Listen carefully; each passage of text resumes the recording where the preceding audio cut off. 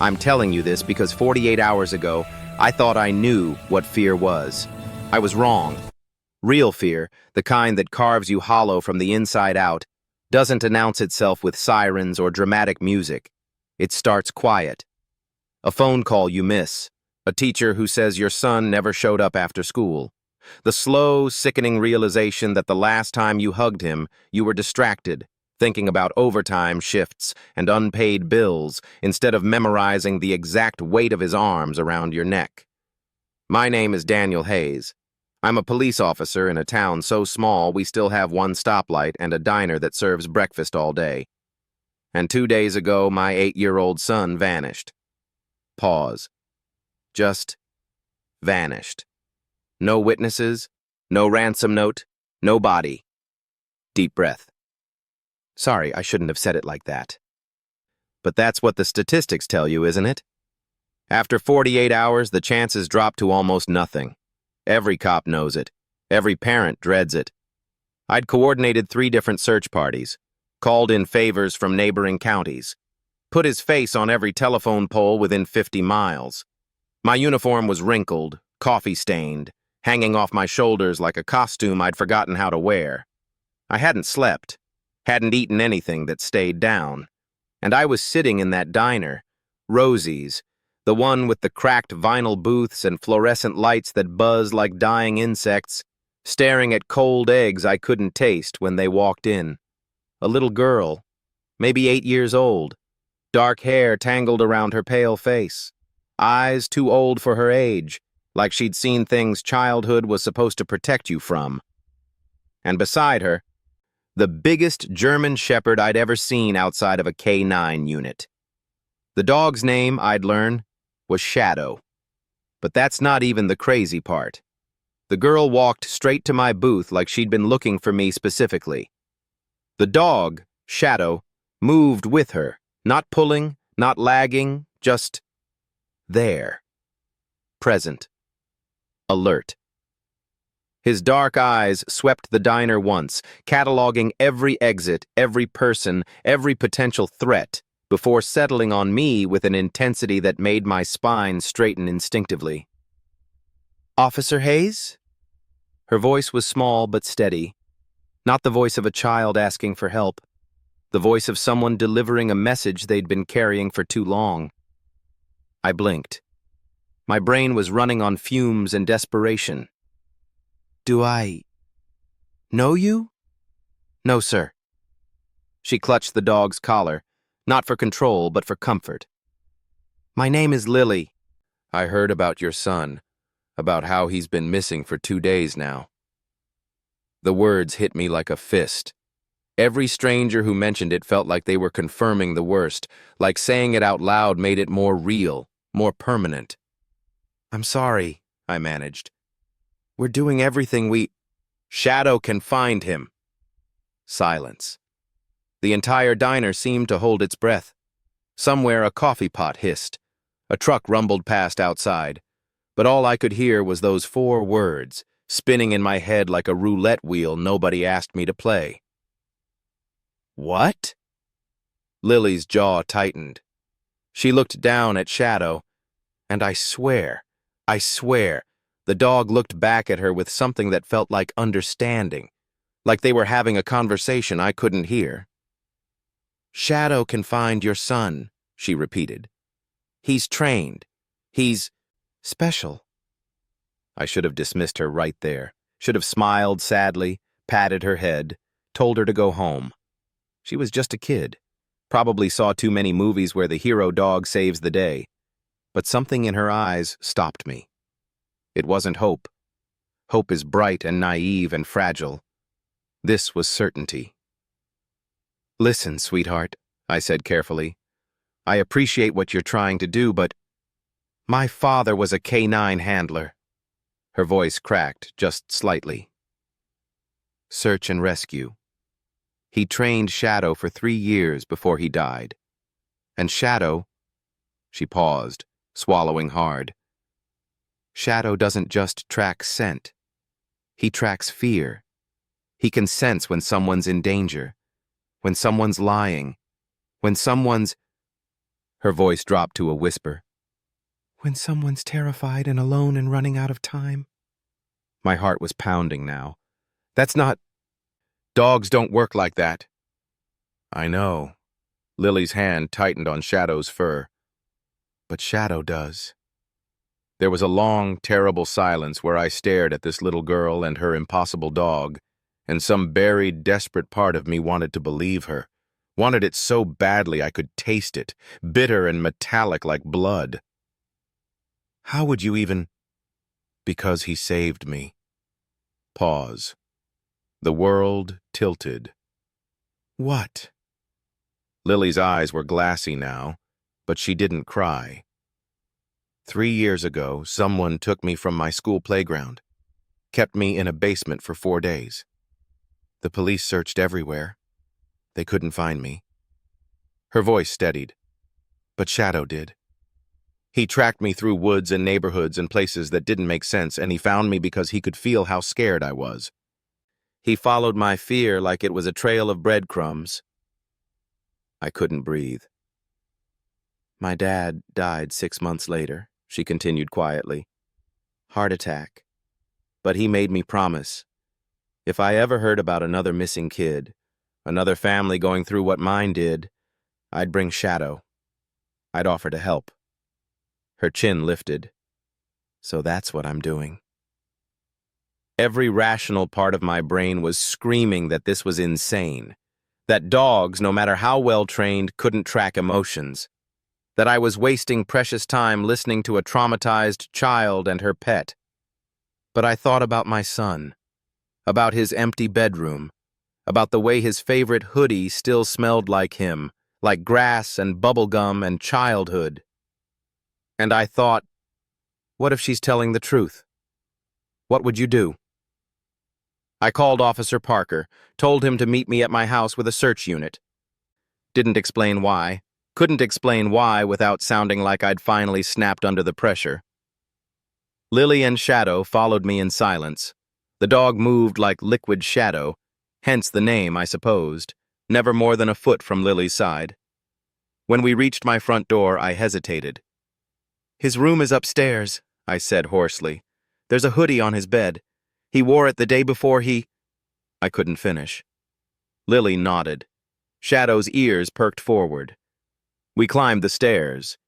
Each step felt like walking through water. I pushed open my son's door, and the smell hit me immediately. That specific, impossible-to-replicate scent of him. Books and crayons, and the faint tang of the orange he'd eaten at breakfast 2 days ago, the peel still in his trash can. I grabbed the hoodie with shaking hands, navy blue, size small, grass stains on one elbow. Here. Lily took it gently, then knelt beside Shadow. She held the fabric to his nose, and the transformation was instant. Shadow's entire body went rigid. His nostrils flared, his eyes, dark and impossibly focused, locked onto something I couldn't see, couldn't feel. Then he looked up at Lily and made a sound I'd never heard from a dog before. Not a bark, not a whine, but something low and urgent and purposeful. He's got it, Lily whispered.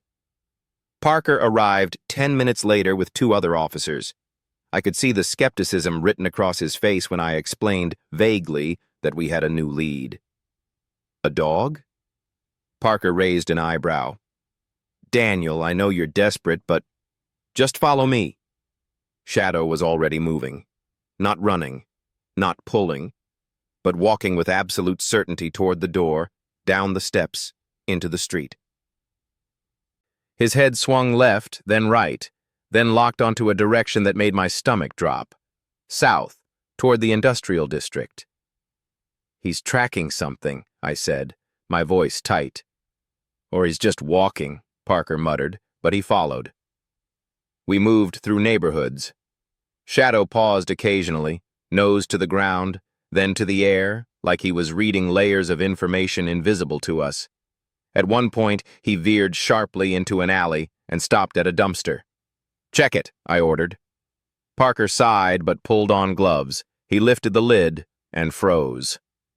Daniel. Inside, crumpled and dirty, was one of my son's socks. The world spun. That's his. That's his. Shadow was already moving again, faster now, more urgent. We passed abandoned lots, a boarded-up gas station, rows of warehouses with broken windows like empty eyes watching us. And then Shadow stopped, sat, stared at a warehouse door. "What is it?" Lily asked softly. Shadow didn't bark, didn't whine. He just stared, and somehow that was more terrifying than any sound he could have made. Parker tried the door, locked. "Kick it in," I said. "Daniel, we need a warrant." "Kick it in."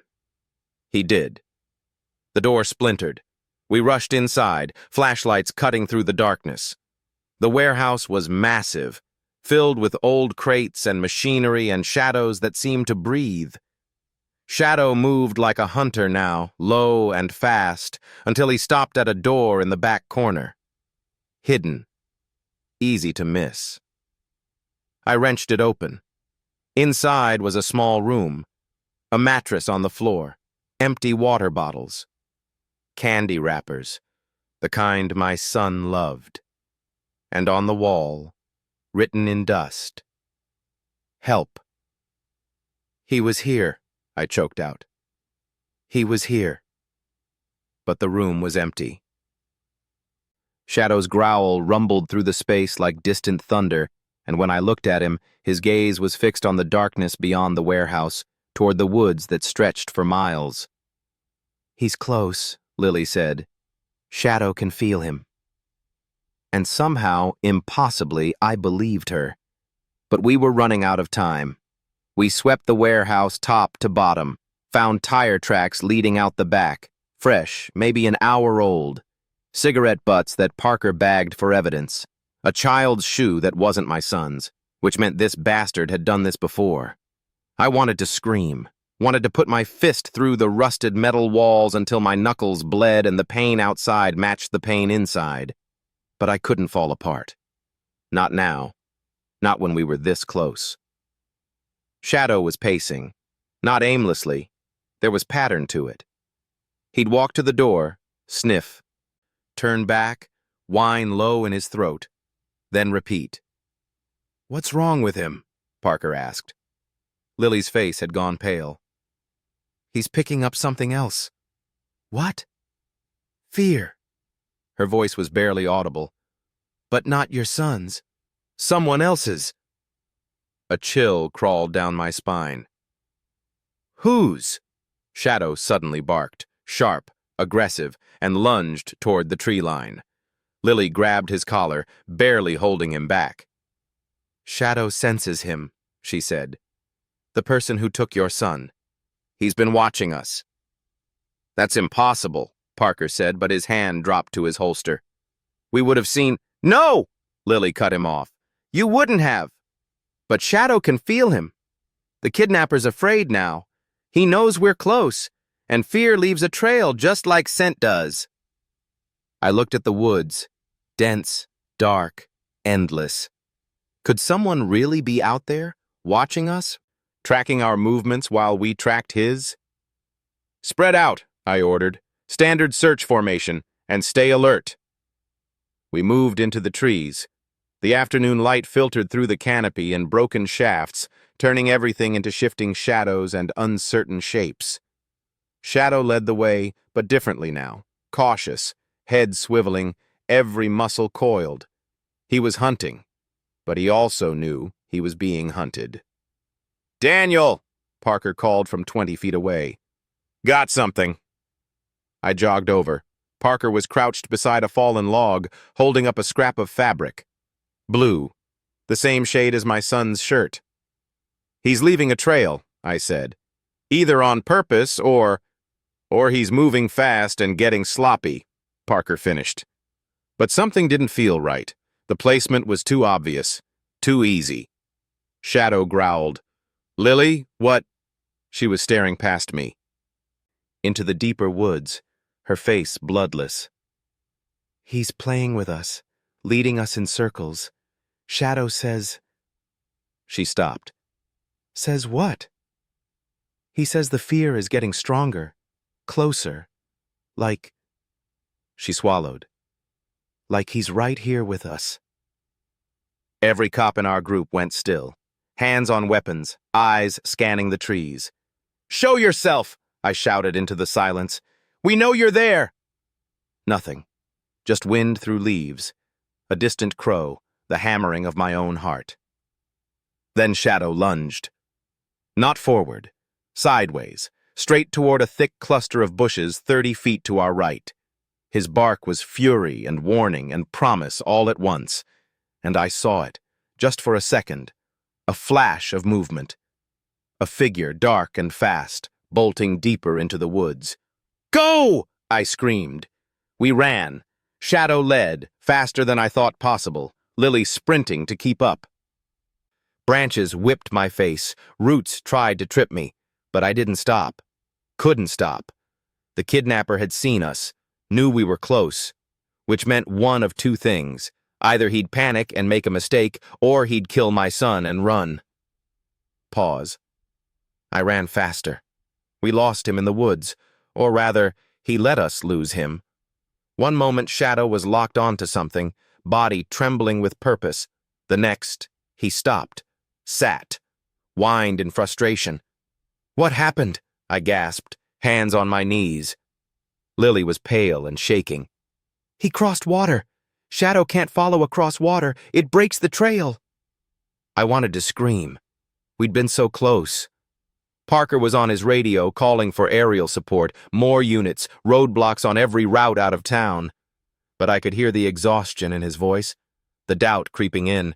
We'd been chasing ghosts for hours. Daniel, Parker said carefully, maybe we should regroup, get K9 units with actual training. Shadow is trained, I snapped. He's a pet, a very smart pet, but he found the warehouse. He found the sock, the fabric, the room my son was kept in. He's gotten us further in 3 hours than we got in 2 days. My voice cracked. So don't tell me he's just a pet. Parker raised his hands. Okay, but it's getting dark. If we push too hard, we'll miss something crucial. He was right. I hated that he was right.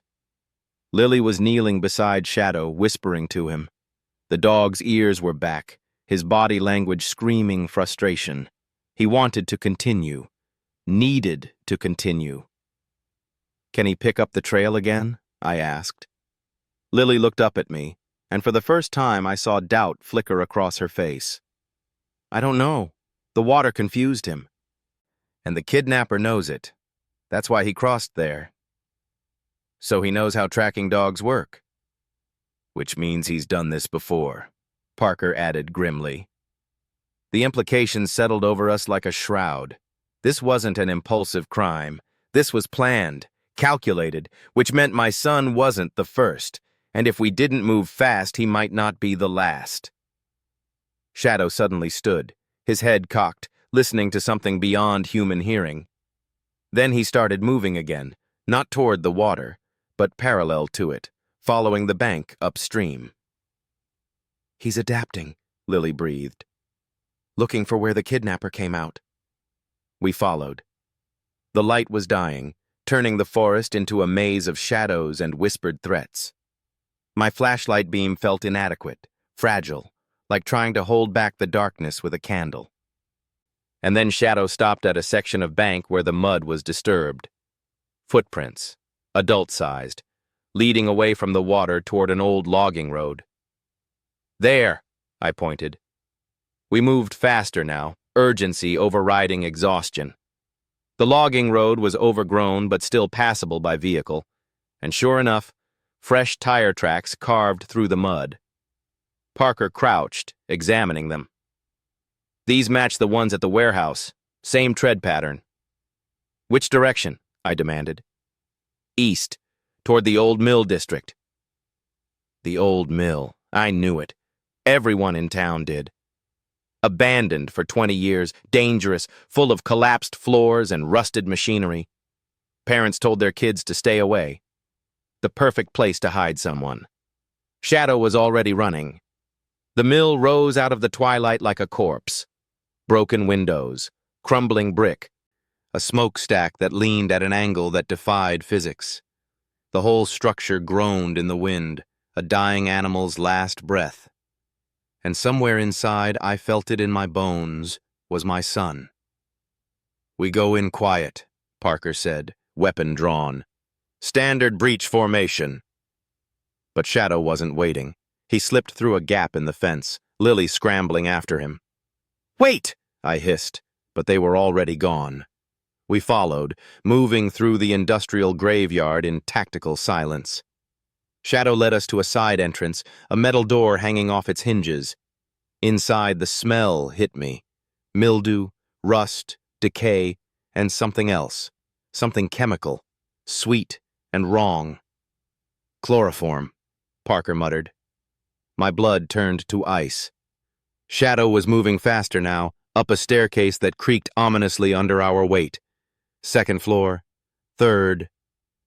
The darkness was absolute except for our flashlights, and every shadow looked like a threat.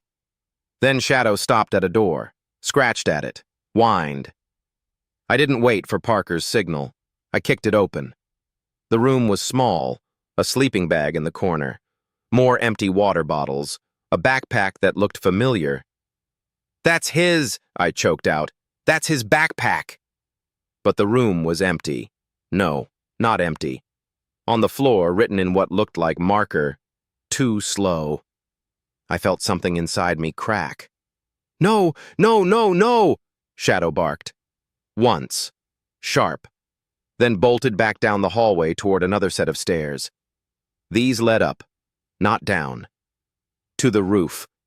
We followed, bursting through a final door into the night air, and there, across the roof, a figure, dark clothes, moving toward a fire escape. "Freeze!" Parker shouted. The figure paused, turned. And even in the darkness, I could see the smile. Then he was gone. Down the fire escape, into an alley, vanishing like smoke. But Shadow had locked onto something else. He was pacing near the far edge of the roof, near an old access hatch I hadn't noticed. He pawed at it, whined, looked at me with those impossibly intelligent eyes. "Daniel," Lily said softly. "He's here. Your son. Shadow can feel him.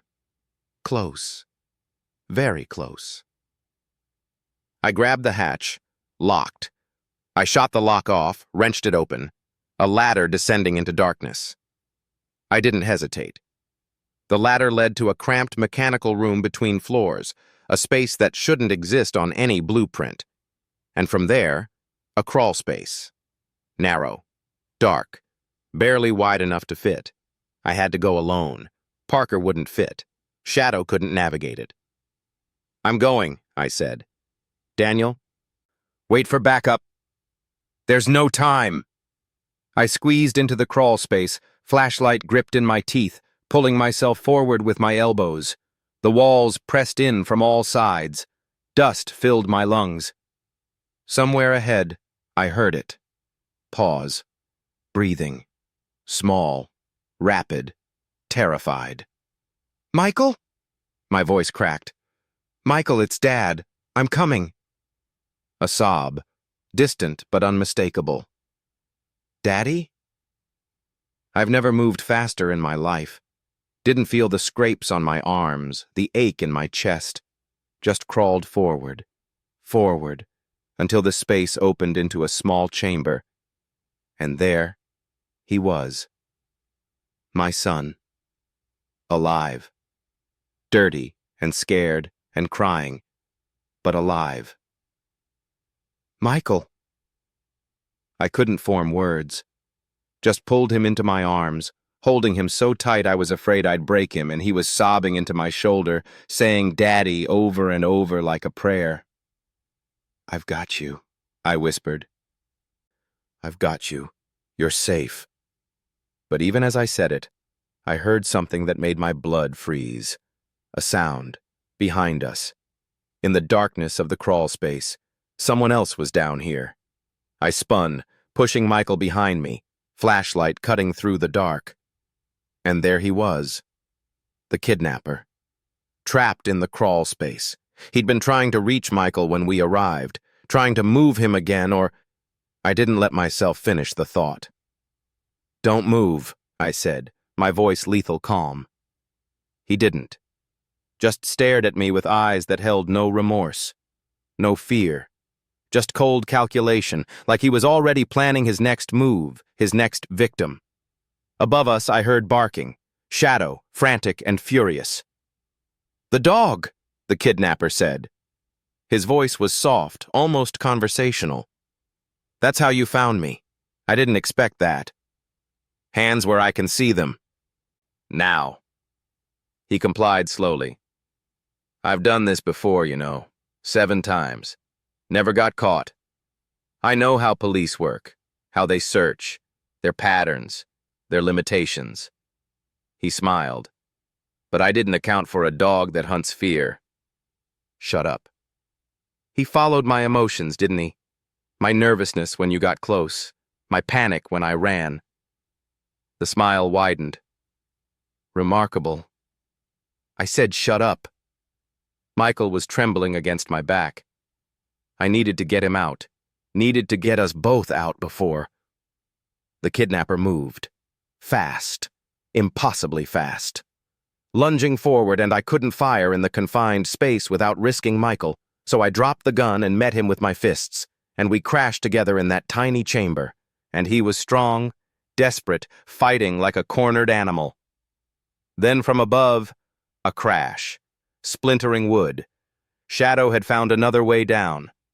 Shadow hit the kidnapper like a freight train. I'd never seen a dog move with such controlled precision, not biting to kill, but to subdue. Jaws locked on the man's forearm, feet braced, growling like thunder. The kidnapper screamed, tried to shake free, but Shadow held on, and I scrambled back, pulling Michael with me, as Parker and 2 other officers dropped through the access hatch. "We've got him!" Parker shouted. "Shadow, release!" Shadow did. Instantly. Like flipping a switch. He backed away, still growling, still between us and the threat, until Parker had the kidnapper in handcuffs. "You're under arrest," Parker was saying, reading rights, but I wasn't listening. I was holding my son, checking him over. He had bruises, cuts, but nothing broken, nothing that wouldn't heal. "I was so scared," Michael whispered. "He kept moving me. Different places, and I tried to be brave like you said, but..." "You were brave," I said fiercely. "So brave, and you're safe now. I promise." Lily appeared in the hatch above, Shadow immediately moving to her side. She looked down at Michael and smiled, small, sad, understanding. "He found you," she said simply. Michael looked at Shadow. Really looked. "That's the dog? His name is Shadow. He saved me?" He did. Michael reached out a shaky hand. Shadow moved closer, gently licking his fingers, and Michael started crying again, but different this time. Relief. Gratitude. The tears of someone who'd been lost in the dark and finally found light. We got them out. Paramedics were waiting. My son wrapped in a blanket, checked for injuries, while I stood beside Lily and Shadow and tried to find words that didn't exist. "I don't know how to thank you," I said finally. Lily just shook her head. "Shadow doesn't do it for thanks. He does it because..." She paused, looking at her dog with infinite love. "Because he knows what it's like to lose someone you love, and he never wants anyone else to feel that way." I looked at Shadow, this impossible, remarkable dog, and understood. He wasn't just trained. He was driven. By loss. By love. By a purpose bigger than commands or treats. "Your father would be proud," I said to Lily. She smiled, a real smile this time. "I think he already knows." Parker approached, looking exhausted but satisfied. "Kidnappers talking. Turns out you were right. 7 victims over 12 years. Different states. He thought he'd figured out how to stay ahead of conventional investigation. But not ahead of Shadow, I said. No, Parker agreed, looking at the dog with new respect. Not ahead of Shadow. The ambulance carrying my son pulled away, lights flashing but no siren. I'd ride with them to the hospital, standard procedure. But first, I knelt beside Shadow. The dog looked at me with those dark, knowing eyes. "Thank you," I said softly. "You brought him back to me." Shadow's tail wagged once, and somehow, impossibly, I felt like he understood every word. At the hospital, while doctors examined Michael, I sat with Lily in the waiting room. Shadow lay at her feet, finally resting after the longest day of his life. "Can I ask you something?" I said. Lily nodded.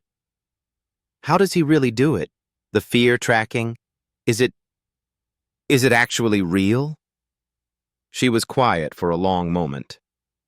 "My dad used to say that dogs experience the world differently than we do. They don't just smell, they sense. They read body language, micro-expressions, chemical changes we don't even know we're producing. Shadow was always exceptional. But after I was taken," she trailed off. "Something changed in him, like he understood, really, truly understood what fear feels like, what desperation smells like." "Trauma bonded them," I said quietly. "Yeah." Lily's hand found Shadow's head. "Dad said Shadow became hypervigilant, that he could sense emotional distress the way other dogs sense food or danger. And when he picked up on my fear when I was missing, when he tracked it through miles of nothing, Dad realized Shadow had a gift, something beyond training. So he taught Shadow to use it. He taught Shadow to trust it." Lily looked up at me. "That's the difference. Most dogs are trained to follow scent. Shadow was trained to follow his instincts, to trust when something feels wrong, to understand that fear has a shape, a presence." I thought about the way Shadow had moved today, the certainty, the adaptation when the trail went cold, the way he'd sensed the kidnapper's presence before any human could. "He's not supernatural," Lily said, as if reading my thoughts. "He's just awake, more aware than most. And my dad made sure that awareness became purpose." "And your dad?" Her eyes glistened. "Heart gave out 18 months ago. No warning. He made me promise to take care of Shadow, to continue his work." She swallowed hard. "Some people think I'm crazy, that I'm a kid playing detective with her pet. But Shadow saved 3 children before your son. 3 families who got to stay whole because Shadow followed what others couldn't see." "You're not crazy," I said. "You're extraordinary, both of you." Michael emerged from the examination room then, a small bandage on his forehead but otherwise whole. When he saw me, he ran, and I caught him, lifting him up even though he was getting too big for it. "The doctor says I'm okay," Michael said. "Just bruises." "I know, buddy, I know." "Dad?" Michael looked over at Lily and Shadow. "Can we keep them?" I laughed, a real laugh for the first time in 3 days. "They're not ours to keep, but maybe we can visit sometimes." "I'd like that," Lily said softly.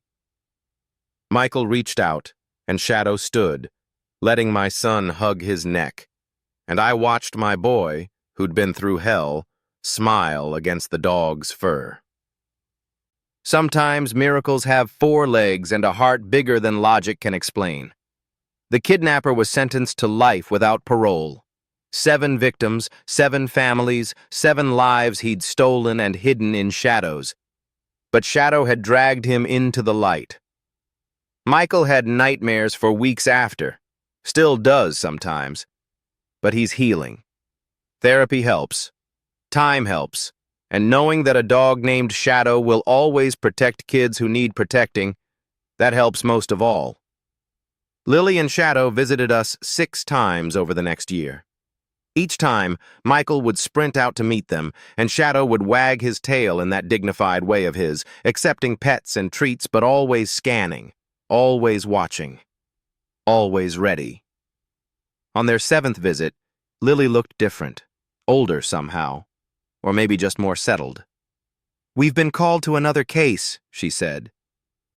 3 states over, a little boy, 5 years old, missing for a day and a half. My chest tightened. "And Shadow?" "He's already caught the scent from a photo. He's ready." I knelt beside Shadow. The dog looked at me with those eternal eyes, and I swear I saw understanding there. Not just animal instinct, but conscious choice, purpose. "Be safe," I told him, "and bring them home." Shadow's tail wagged once. They left at dawn. I watched from my porch as Lily and Shadow disappeared down the street, heading toward another family's worst nightmare, another chance to turn darkness into light. Michael stood beside me. "Shadow's a hero, isn't he, Dad?" "Yeah, buddy, he really is." "Do you think he'll always be able to find kids, even when he gets old?" I thought about that. About a dog who could track fear, sense lies, feel danger in the air. About a little girl who'd turned her trauma into purpose, her loss into legacy. "I think," I said slowly, "that as long as Shadow's alive, no child will ever be lost forever. Because Shadow doesn't follow trails or scent or footprints." "What does he follow?" I pulled my son close, grateful for his weight against me, for his breathing, for his life. "He follows hope," I said, "even when hope is impossible, even when everyone else has given up. Shadow finds what others can't because he believes that every child deserves to come home." Michael was quiet for a moment. Then, "I'm glad he found me." "Me too, buddy. Me too." The sun was rising, painting the sky gold and pink. Somewhere out there, Shadow was already working, already following invisible trails of fear and desperation toward another parent's salvation. And I knew, not hoped, but knew he'd succeed. Because Shadow wasn't just trained to rescue, he was born to it, forged by loss, sharpened by purpose, driven by a love for innocent lives that transcended commands or logic. Pause. The newspapers called him a miracle dog. Social media made him famous. But none of that mattered to Shadow. All that mattered was the next child, the next family, the next chance to turn a story of despair into a story of reunion. Shadow hunted fear because he'd conquered his own, and in doing so, he'd become something beyond a dog, beyond a hero. He'd become a promise that no matter how dark the night, no matter how lost you feel, no matter how impossible the odds, someone is coming for you, and they're bringing a dog who can find anything, even hope.